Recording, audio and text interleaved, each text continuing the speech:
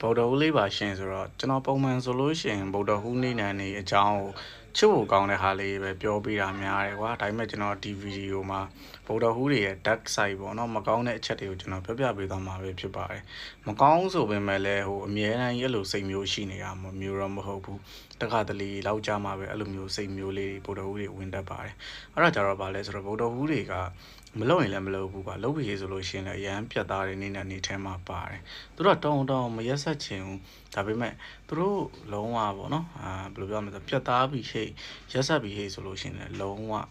အရန်ပြတ်သားတယ်အရန်ရက်ဆက်တဲ့နေနဲ့နေထဲမှာပါတယ်ဆိုတော့အဲ့ဒီနေနဲ့နေကိုရည်သားအဖြစ်နဲ့ရွေးချယ်တာပဲဖြစ်ဖြစ်အပေါင်းအသင်းအနေနဲ့ရွေးချယ်တာမျိုးပဲဖြစ်ဖြစ်ပေါ့နော်တတိထားမှာပါလဲဆိုလို့ရှိရင်သူတို့ပုံစံကွာကြိုက်တဲ့လောက်စိုးခြင်းဆိုကွာဒါပေမဲ့စိတ်နာအောင်စိတ်ပြောင်းသွားပြီးပြောဆိုဆက်ဆံလို့မရဘူးပေါ့နော်ဗုဒ္ဓဟူးနေ့နေမှာ